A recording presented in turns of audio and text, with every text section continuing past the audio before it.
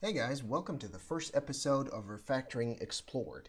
In this episode, we're going to introduce the course and we're going to go through exactly what we are going to do across the course, like along the way until the finale of this course. Let's get started. So basically, the outline of this course is really simple. We're going to talk about a quick introduction to what refactoring is and what it's all about.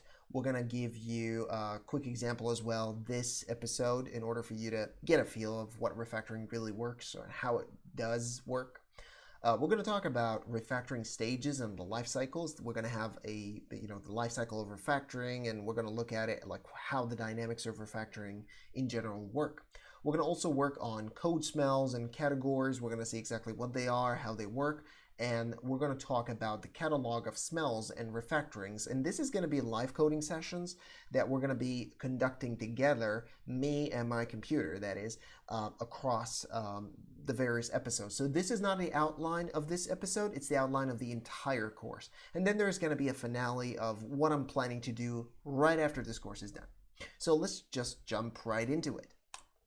What is refactoring? So refactoring is that you make some changes to your code's internal structure, like the lines of code, the number of lines of code, the number of parameters of a function, how many functions are there on a specific class, which functions are on a class and which are not, and why they exist there, and if we could move them and stuff like that. This is basically the internal structure of it versus changing the observable behavior. We're not trying to change the observable behavior. We're not trying to make any kind of changes to how the code acts, basically. But what we're doing is that we're changing the internal structure of the code in order for us to eliminate code smells. But what is a code smell? Now, a friend of mine told me this joke. A dirty code base is one that looks like someone pooped in and ran away. They just ran away. They just changed the code. Hey, does this work? Yeah, that's it. Okay, submit the PR. Just get the heck out of there. I don't want to touch this code anymore. And like Uncle Bob said, if you don't touch the code to refactor it, to clean it up, it will rot. And so you're going to have code smells. You want to know if you're working on a dirty code? Well, a dirty code base is really difficult to understand. It's just too convoluted and too long and too big, and you have a function with 17 parameters. I saw functions with 8 parameters, really. I saw functions with 200, 300 lines of code. Really bad. It's very difficult to understand. If you can't understand it, you cannot change it or maintain it or extend it, and it becomes a pain in the neck. So the general rule about refactoring is that you're not trying to do anything about performance. You're not trying to make the code run faster. You're trying to look at the code and just suddenly just jot the code into your head. You understand exactly what it does. You know exactly how to read it, and you know how to maintain it. It's not about performance. If it is readable and if it is maintainable, even if it is slow, you will be able to attack those bottlenecks in performance and you'll be able to finish them. So let's jump right into the example and see exactly what it does. So I've got this class account. It's an account of players on a platform. It's pretty much like Twitch, and they have different ranks: gold, silver, platinum, and bronze. What happens is that we've got this function. And this function basically calculates the amount of money they're going to earn monthly based on their rank. And all of a sudden, you see this switch statement. And you know for sure what I'm about to say. This switch statement is so bad because if I add to the ranks, it's going to be so bad. I'm going to have to open this code, and so it's not going to be closed for modification. It's open for modification. So the OCP is destroyed. Look at this if condition. You need to pass a string as you're constructing this, and if you don't pass the right string, you're going to throw an exception. Imagine this. You need to surround the constructor of this class with a try-catch block. Every time you need to instantiate this, you need to have a try-catch block around it. Very bad. So the first thing that I'm going to do is I've identified the code smells. The first thing is to identify the code smells. And what I would say here is that you're using a lot of the type data. You are basically making decisions, making business decisions based on type data. The use of those primitives, this is basically called primitive obsession.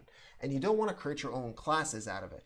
And how you get rid of this is by a refactoring that is called replace type data with, or I'm sorry, type, yeah, it's basically type data or type code. Replace type code with a subclass. So the first thing that I'm going to do is that I'm going to need to extract those like into each of them or each of their own respective class and delegate the responsibility of this to them, so each one will know exactly what amount of money they need to return.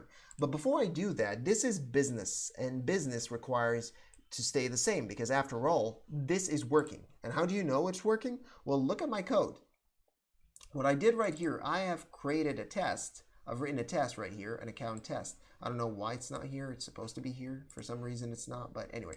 So test, my test is right here. And if I practice this, basically what I do is that I instantiate 4 instances and let me run the tests. I do the assertions, I do everything, and let's run it.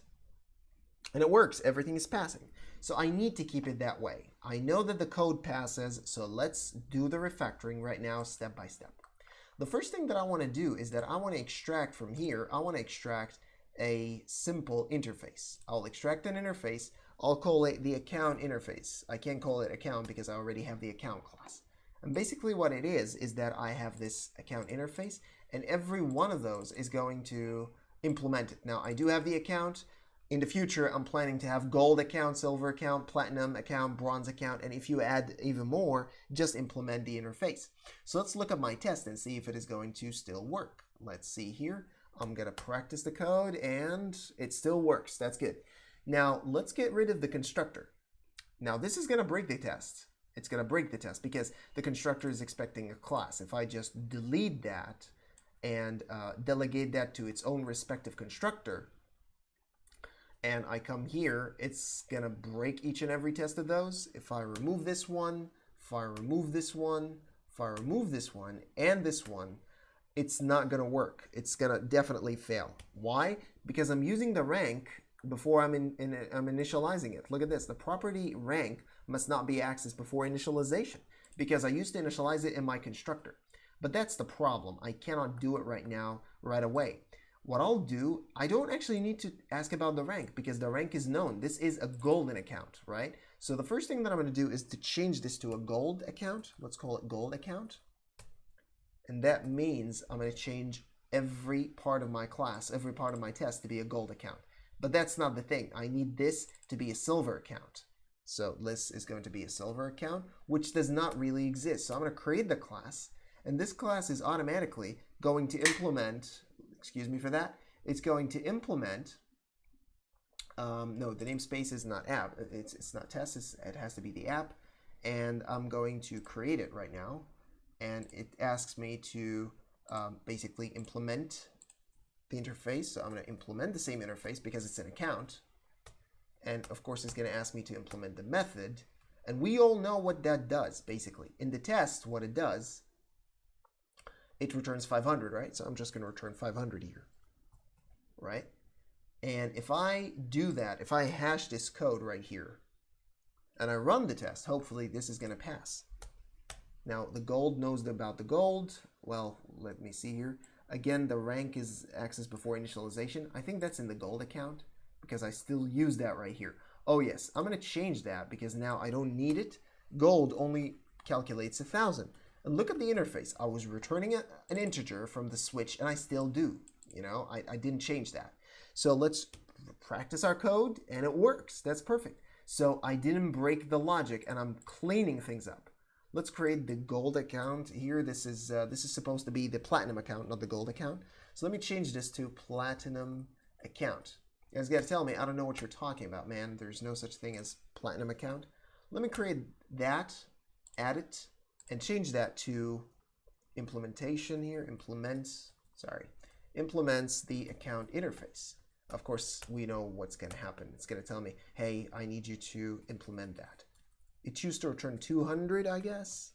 And if I do that, if I run the test here, it's going to say it passes. Let's do the last one here. And it's basically the bronze, right? So let's do this bronze account. And as you can see here, it's a repetitive process, so it's really simple to get right. Change the namespace, make sure that you do everything correctly, add that to the the source control system, implement the interface, add the method, and this returns 100, I guess, right? Oops, let's just return. Sorry. Let's return 100 out of here. Now let's practice our code. And boom, everything works just fine. And as you can see, I refactored the whole code. If you look at this now, I have here the account, the gold account, the platinum account, the silver, the bronze, and a new interface. Now let me show you how my code looks like on a diagram. If I created a diagram like a class diagram, sorry, I needed the whole source, not just the gold account. Let me do this right here like this. I just want to show you how it looks like here. Yeah, create please the diagram.